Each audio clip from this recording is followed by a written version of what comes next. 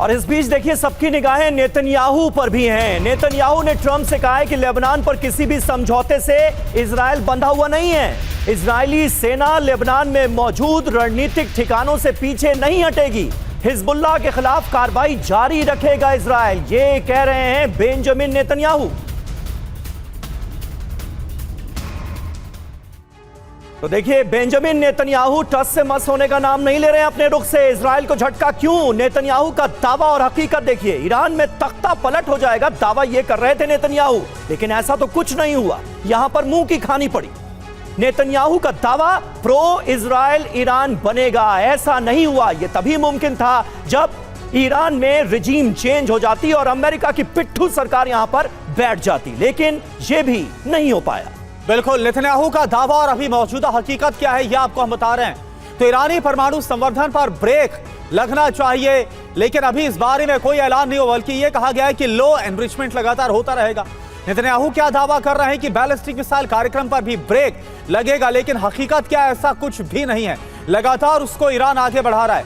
Proxies, चाहे वो Hezbollah, Hamas, हुती हो, उनकी फंडिंग पर ब्रेक, लेकिन हकीकत क्या? ऐसा कुछ भी नहीं है। यहां तक कि जो प्रॉक्सीज हैं अभी भी वो जस के तस बने। वो इमाम जैदी साहब इस वक्त हमारे साथ जुड़े हुए हैं। जैदी साहब, इमाम जैदी साहब, एक बात बताइए कि क्या आपको लग रहा है कि भले ही अमेरिका और ईरान के बीच समझौता हो जाए, 19 जून को साइन हो जाए, लेकिन आने वाले वक्त में, क्योंकि हमने दिखाया कि नेतन्याहू तो बहुत बड़े दावे कर रहे थे, पूरी तरह सब कुछ बदल जाएगा ईरान के अंदर, लेकिन ऐसा कुछ होता हुआ नजर नहीं आ रहा।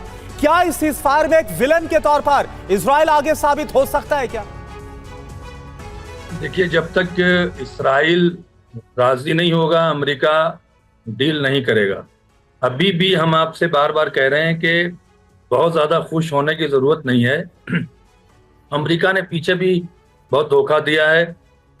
ईरान अमेरिका और इस्राइल से ज्यादा जो इंटरनेशनल दबाव है, जो इंटरनेशनल प्रॉब्लम है, चाहे वो क्रूड ऑयल की बिना पे हो, चाहे वो गैस की बिना पे हो, और मुल्क जो ईरान के दोस्त भी हैं, जो ईरान के टाइप भी हैं, इसलिए ईरान इस बेस पर के ये प्रॉब्लम इकोनॉमिकल, जो क्रूड के ऑयल होने के महंगे होने की बिना पे हो रहा है, ये थोड़ा सा रिलीफ मिल जाए वर्ल्ड को जी। अदरवाइज ईरान भी जानता है कि अमेरिका पे भरोसा नहीं किया जा सकता।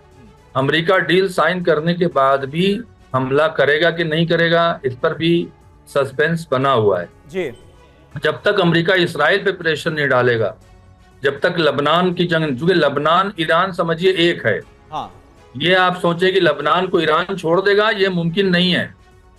और लबनान के मामले पर डील पे हस्ताक्षर कैसे करेंगे? अगर ये कहेंगे कि अगर ईरान और लेबनान एक ही हैं, लेबनान पर हमला, ईरान पर हमला है, तो फिर डील पर साइन कैसे करेंगे 4 दिनों के बाद?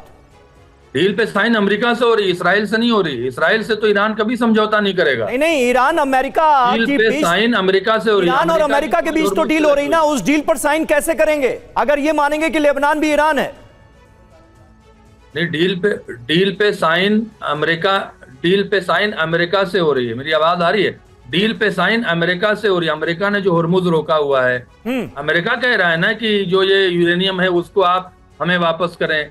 मतलब इजराइल लेबनान पर हमला जारी रख सकता है, लेकिन आप अमेरिका के साथ डील कर लें। ईरान अमेरिका के साथ डील कर लेगा। आप मतलब मैं आप ईरान को इस वक्त रिप्रेजेंट कर रहे हैं। तो ईरान भी इजराइल पे हमला करेगा, इसका डील से कुछ लेना देना नहीं है। ठीक है, ठीक है, इसका डील से कुछ लेना देना नहीं है। ठीक है, मैं समझ गया। आप ये कह रहे हैं कि अमेरिका और ईरान के बीच अगर डील हो जाती है और इजराइल हमला करता है लेबनान पर, तो ईरान इजराइल को इसका जवाब देगा। इसका अमेरिका के साथ डील पर कोई फर्क नहीं पड़ेगा। अंडरस्टूड।